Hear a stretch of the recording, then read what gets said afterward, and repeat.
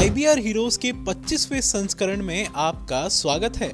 आज हम आपको इस प्रोग्राम में 3 रिकॉर्ड धारकों से मिलवाएंगे जिन्होंने अपने जुनून और समर्पण से रच दिया कीर्तिमान। इनमें हैं 296 किताबें लिखने वाले डॉक्टर संजीव कुमार, 30 गायकों की आवाजों की नकल कर सबको चौंका देने वाले अभिषेक साहा, एक दिन एक ही समय पर 33 लाख से ज्यादा लोगों का एक साथ पढ़ना, ये है आज के IBR हीरोज। और अंत तक जुड़े रहिएगा क्योंकि आपको मिलवाना है इंडिया बुक ऑफ रिकॉर्ड्स के उन रिकॉर्ड होल्डर्स से जिनको दिया गया सम्मान वियतनाम में। तो चलिए शुरू करते हैं। कुछ रचनाएं इतिहास बनाती हैं और कुछ लोग खुद इतिहास रचते हैं। भारत की राजधानी नई दिल्ली से निकलने वाले एक असाधारण साहित्यकार, शिक्षाविद और समाज सुधारक डॉक्टर संजीव कुमार ने बनाया एक ऐसा रिकॉर्ड जो दुनिया भर के लेखकों के लिए प्रेरणा बन गया है। 296 पुस्तकें, जी हाँ, पूरी 296 किताबें, हिंदी और अंग्रेजी दोनों ही भाषाओं में, साहित्य से लेकर कानून तक, सामाजिक सुधार से लेकर शिक्षा तक, हर विषय पर उनकी लेखनी ने समाज को एक नई दृष्टि दी है। उनकी लेखनी सिर्फ शब्द नहीं, बदलाव की चिंगारी है। हर किताब एक विचार, हर विचार एक क्रांति। और फिर आई वो तारीख 13 सितंबर 2025 जब ये रिकॉर्ड दर्ज किया गया, जहां डॉक्टर संजीव कुमार का नाम सबसे ज्यादा किताबें लिखने और प्रकाशित करने वाले व्यक्ति के रूप में अमर हो गया। एक व्यक्ति जिसने ना दिन देखा ना रात, बस देखा तो सिर्फ एक सपना, ज्ञान का प्रसार, समाज में बदलाव और आने वाली पीढ़ियों के लिए एक समृद्ध विरासत। इस विशाल उपलब्धि के पीछे की प्रेरणा और समर्पण को जानने के लिए हमने डॉक्टर संजीव कुमार से सीधे संवाद किया, जिन्होंने खुद अपनी इस यात्रा के बारे में विस्तार से बताया कि इतनी ज्यादा किताबें लिखने का सफर आपने शुरू कैसे किया, आपकी इंस्पिरेशन क्या रही? देखिए, हमारा लिखने का सिलसिला बड़ी छोटी उम्र में शुरू हुआ था। मैंने 1972 में पहली कविता लिखी थी जब मैं 12 वर्ष का था। 1976 में मेरी पहली कविता प्रकाशित हुई और उसके बाद लिखना चलता रहा थोड़ा। बीच में अध्यवसाय के कारण लिखना थोड़ा कम हो गया था, लेकिन 2016 में जब मैंने VRS ले लिया तो हमने सारे पुरानी चीज़ें इकट्ठी करके जो लिखा था उसको प्रकाशन में ला करके सारा तैयार कर दिया। और लिखने की स्पीड मेरी बहुत ज़्यादा है। मैं रिसर्च वगैरह के काम भी काफ़ी किए, PhD और DLit वगैरह, तो उससे मेरी स्पीड ज़्यादा है। मैं जल्दी को रिलेट कर लेता हूँ और जल्दी लिख लेता हूँ। सर, इतना बड़ा काम करने में चैलेंजेस आपको ज़रूर आए होंगे। आपने 296 किताबें लिखी हैं, तो वो चैलेंजेस क्या रहे? बहुत चैलेंजेस रहे। सबसे ज़्यादा चैलेंजेस जो हमको फेस करने पड़े वो इनिशियली प्रकाशन में करने पड़े। तो फिर हमने अपना ही पब्लिशिंग हाउस बना लिया और लोगों की किताबें भी पब्लिश होती रहीं, मेरी किताबें भी पब्लिश होने लगी। जी सर, जब आपका ये record India book of records द्वारा कंफर्म किया गया तो कैसा था वो पल, कैसा महसूस हुआ आपको? Sense of achievement. जी सर, आज जो नए लोग लिख रहे हैं, स्पेशली यूथ जो कि अपना करियर बनाना चाहते हैं राइटिंग फील्ड में, आप उनको क्या राय देना चाहेंगे? मैं उनसे 2 बातें कहना चाहूँगा। पहला तो ये कि पहले पढ़ें, फिर कढ़ें और फिर गढ़ें। तो जब तक पढ़ेंगे नहीं तब तक आपका जो विज्ञान है, जो आपके दिमाग में सूचनाएं एकत्रित हैं या जो सामग्री आपको चाहिए लिखने के लिए, वो तो तभी आएगी जब आप पढ़ेंगे। तो कहते हैं मोटे तौर पर, मेरे को तो खैर नहीं लगा, कहते हैं मोटे तौर पर कि एक किताब लिखने के लिए 10 किताब तो पढ़नी चाहिए। जी, बहुत अच्छा मैसेज दिया आपने बहुत कम शब्दों में। सर, किताबें लिखते समय कोई ऐसी कहानी या स्टोरी आपको इस वक्त याद आ रही हो जो कि आप शेयर करना चाहें? किताबें लिखते वक्त कई कैटेगरी की किताबें हैं। पहली तो प्रबंध काव्य हैं, काव्य संग्रह हैं जिसमें छोटी छोटी कविताएं होती हैं। फिर उसके बाद में बच्चों की कविताएं हैं, कहानियां हैं, नाटक हैं, उपन्यास हैं। फिर उसके बाद आलोचनात्मक कृतियां लिखी हैं, फिर व्यंग पर लिखा।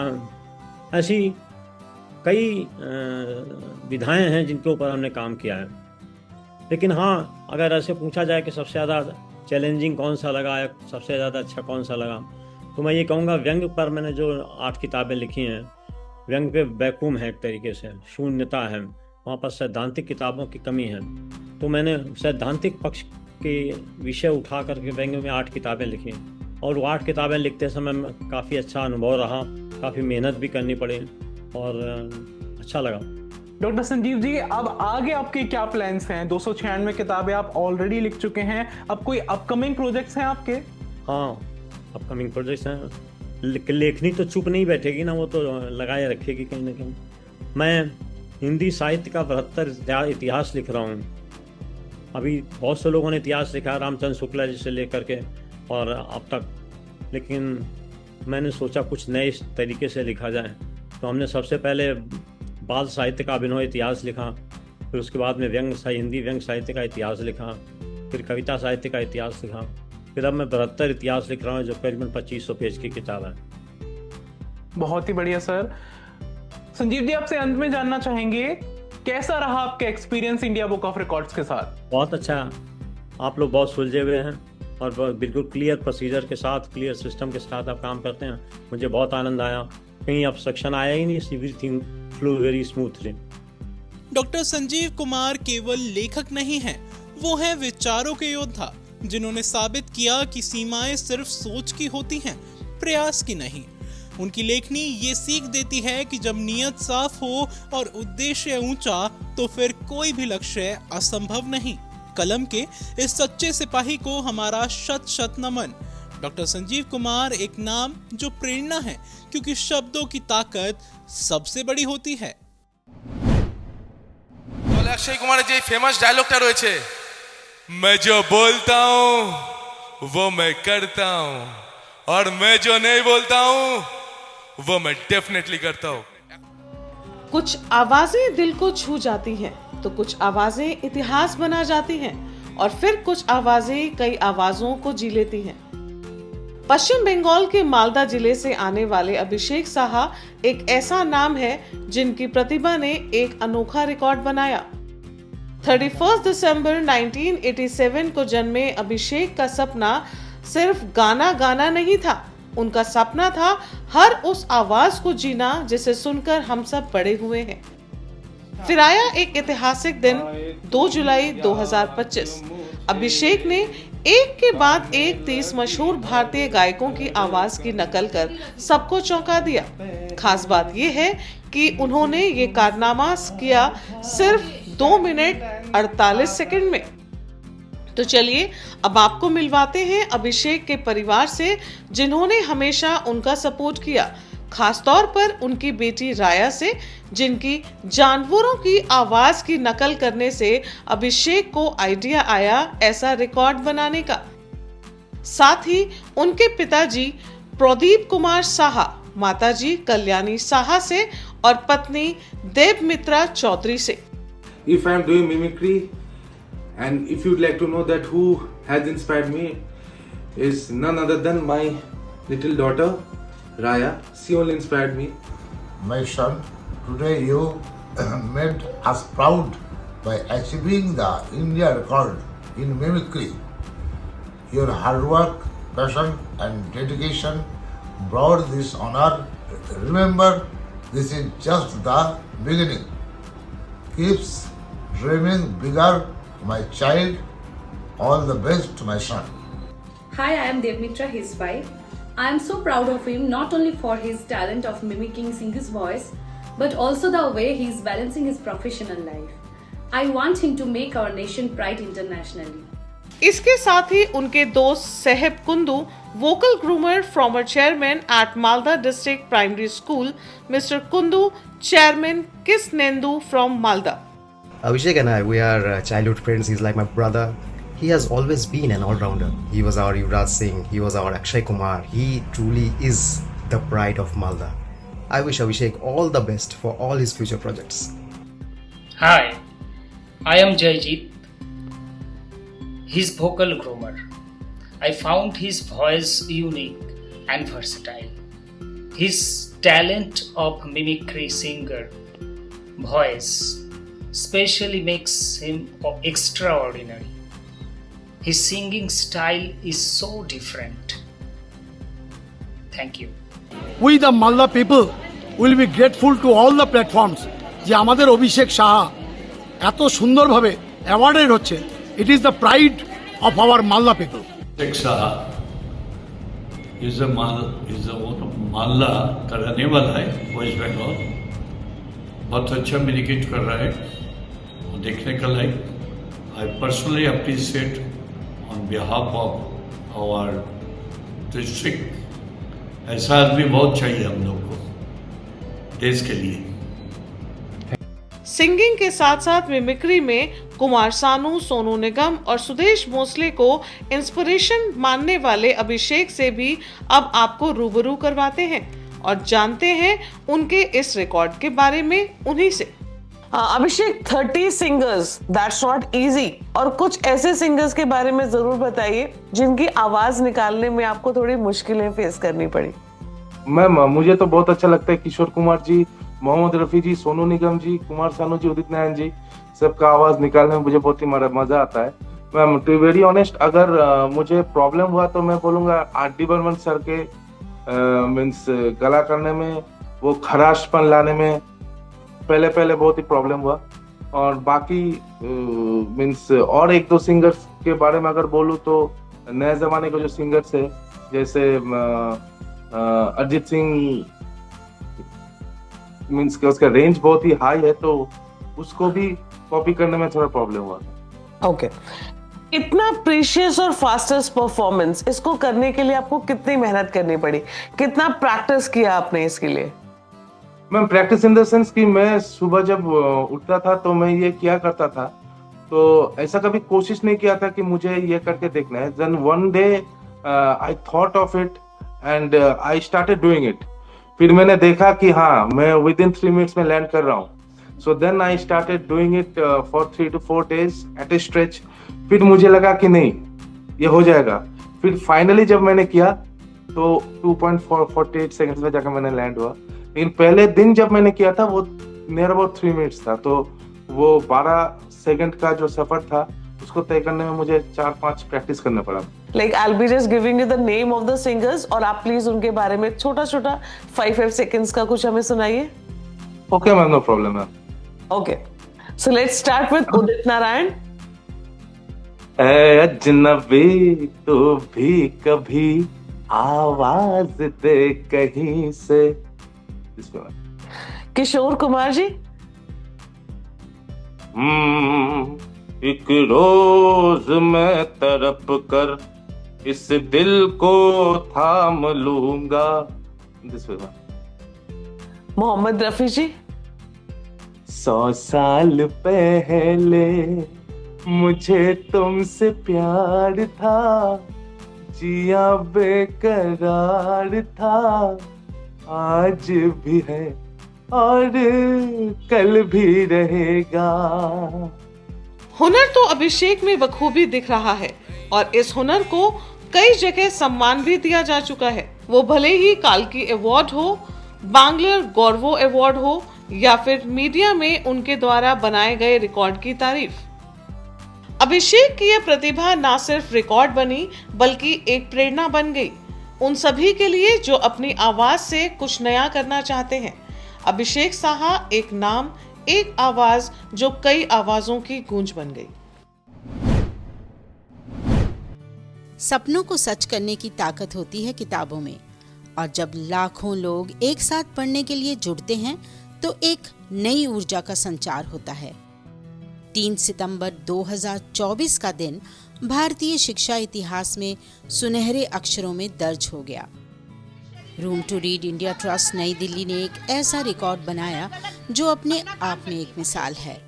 भारत के छत्तीसगढ़, दिल्ली, एनसीआर, झारखंड, कर्नाटका, मध्य प्रदेश, महाराष्ट्र, राजस्थान, तेलंगाना, उत्तराखंड और उत्तर प्रदेश सहित ये सभी राज्य एकजुट हुए और वहां से 33,55,252 प्रतिभागी जुड़े एक साथ पढ़ने के लिए। Students, teachers, school staff, parents और गवर्नमेंट ऑफिशियल्स सभी ने सुबह 11 बजे से 11:30 बजे तक एक साथ किताबें पढ़ी। ये सिर्फ एक पढ़ने का आयोजन नहीं था, बल्कि ये एक सामूहिक क्रांति थी जो शिक्षा और ज्ञान के महत्व को दर्शाती है। इतने बड़े पैमाने पर एक साथ पढ़ना ये दिखाता है कि समाज में शिक्षा को लेकर कितनी जागरूकता और जुनून है। इस पहल ने एक रिकॉर्ड तो बनाया ही, साथ ही बच्चों और कई समुदायों को पढ़ाई के लिए प्रेरित भी किया।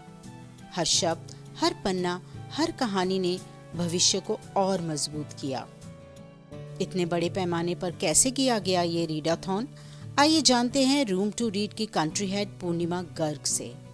Purnima, tell me what was the purpose, or let me say the inspiration behind creating this record? So we started this campaign called India Gets Reading in 2019, and the idea there was to promote the culture of reading. और 2019 में जब ये campaign start हुआ, हम हर साल drop everything and read activity करते आ रहे हैं, और पिछले कुछ सालों में ये एक वर्ल्ड वाइड, एक नेशन वाइड मूवमेंट में बदलता जा रहा है। वर्ल्ड वाइड मैंने इसलिए बोला क्योंकि बहुत सारी अदर कंट्रीज भी इससे इंस्पायर होके अब इसको एक वर्ल्ड वाइड मूवमेंट की तरह बनाने की कोशिश कर रही हैं। अब ये सिर्फ एक एक्टिविटी नहीं है, बल्कि एक बोल्ड स्टेटमेंट है जो रीडिंग कल्चर को बिल्ड करने का है।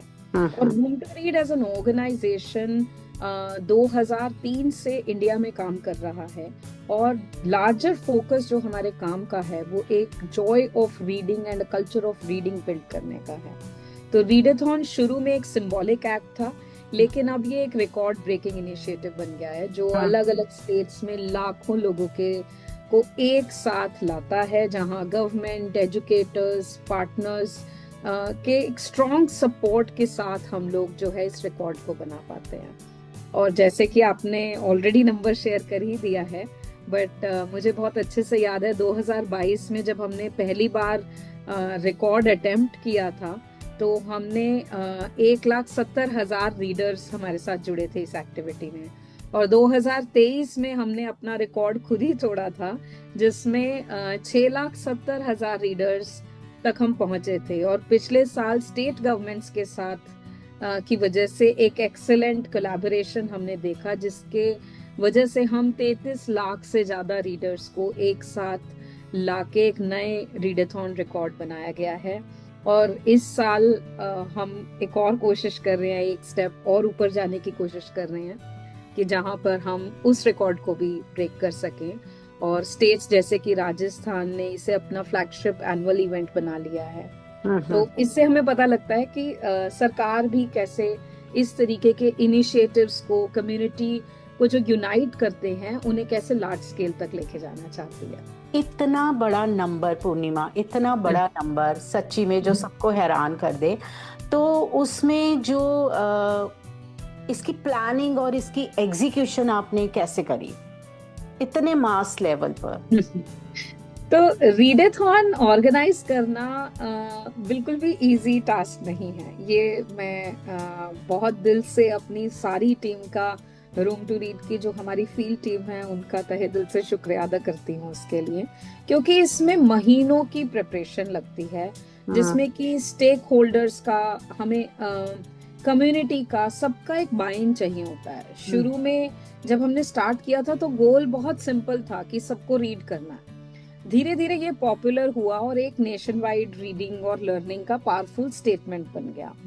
अब ये एक मूवमेंट बन गया है जहां हर कोई एक्साइटमेंट के साथ बुक उठाता है। तो इसमें हमें बड़े सारे चैलेंजेस भी फेस होते हैं। एक इतने बड़े स्केल पे रीडाथॉन कंडक्ट करना, as I am saying, easy नहीं है। तो चैलेंजेस कुछ इस तरीके के आते हैं कि जब आपको गवर्नमेंट के साथ स्केड्यूलिंग करनी पड़ती है, गवर्नमेंट को आपको एक डेट पे अग्री कराना होता है, टाइम के लिए जो ड्यूरेशन होता है, क्योंकि हम सरकारी स्कूलों में इसको रन करते हैं, तो उनसे अप्रूवल लेना, कभी कभी एडजस्टमेंट्स भी करनी पड़ती हैं of course.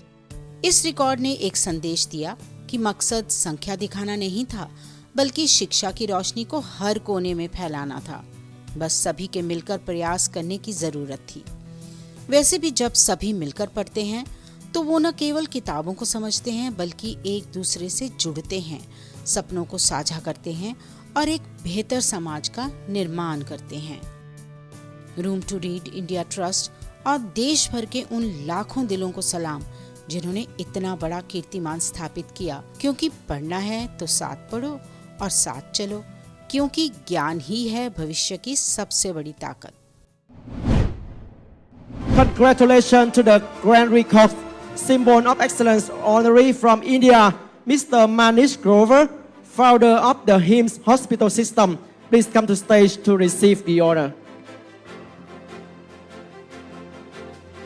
Và sau đây tiến sĩ Biswarop Rajahari cùng với tiến sĩ Lê Doãn Hợp sẽ trao giải vinh danh Grand Record đến kỷ lục gia thế giới Manish Grover. Thưa quý vị, kỷ lục gia thế giới Manish Grover đã có hơn 35 năm gắn bó và cống hiến cho y học tích hợp. The next symbol of excellence honoree come from India. Please join us in congratulating and welcome Dr. K. Bahani Rao to the stage.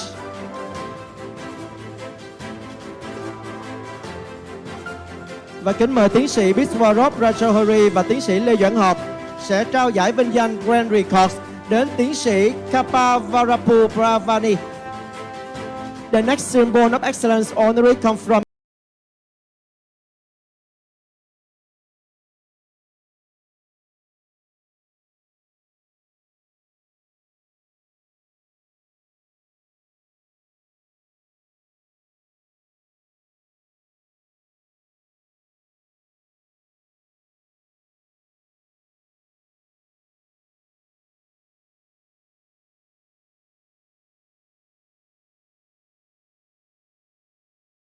मैं आज Vietnam में हूँ।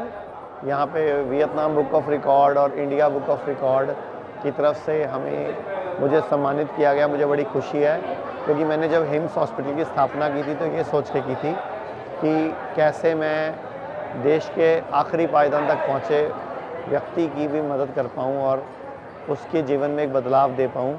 जैसा कि आज मुझे world record of union ने सम्मानित किया और मैं चाहता हूँ कि पूरी दुनिया के जो यूथ है उनको मैं एक बात बोलना चाहूँगा कि पहली बात तो अपनी रिस्पॉन्सिबिलिटी लो, अपनी डाइट को ठीक करो, लाइफस्टाइल को ठीक करो।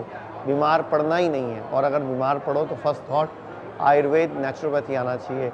और मैं पूरी वियतनाम सरकार को, हमारे एशिया बुक ऑफ रिकॉर्ड की पूरी टीम को और world record of union world king books को पूरा धन्यवाद देना चाहूँगा कि उन्होंने इस प्रोग्राम को ऑर्गेनाइज़ किया और मुझे चुना इस अवार्ड के लिए। तो थैंक यू वेरी मच। धन्यवाद पूरी भारत सरकार, पूरी कम्युनिटी को धन्यवाद। When I first heard about Grand Records, I was feeling really Adbhuta, Vismaya, Harsha, Ananda. This is the way we thought the Grand Records has really done a great thing. I started delivering discourses during COVID time on Bhagavad Gita. The COVID time is a time where people were in requirement of understanding the core values of life, the essence of life, the importance of life to ensure enlightenment.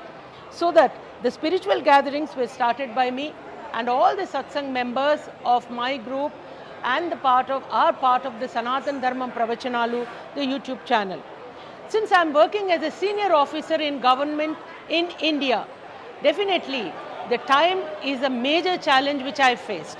The time, major constant has been the time. But it is Lord Krishna who has given me the strength. It is the blessings of my father, the cooperation of my husband, and the active involvement of the satsang members who has really led me to balance between my profession and my personal journey, the spiritual journey to enlightenment. The satsang members who listen to my discourses, who chant, are also my great inspiration. I request all to acknowledge the greatest contribution of my husband, my father, and all the satsang members in this journey. Lord Krishna has really helped me a lot in this journey of mine towards spiritual enlightenment. My opinion here is it is a really great entertainment and enjoyment for me, and it is an encouragement for all the record holders, and the record was really a encouraging factor for all record beginners also. I am very happy that my work got recognition, and I am thankful to all concerned for this blessing. I was doing a digital painting exhibition from 2001 onwards. When I knew from my senior artists that this is a new area, I have begun this journey, and now I am here with all the blessings of my seniors and my co-workers. Thank you. अगले हफ्ते इसी समय दोबारा आपसे एक दिलचस्प मुलाकात होगी कुछ नए कीर्तिमान बनाने वालों के साथ इंडिया बुक ऑफ रिकॉर्ड्स के एक नए हीरोज एडिशन में।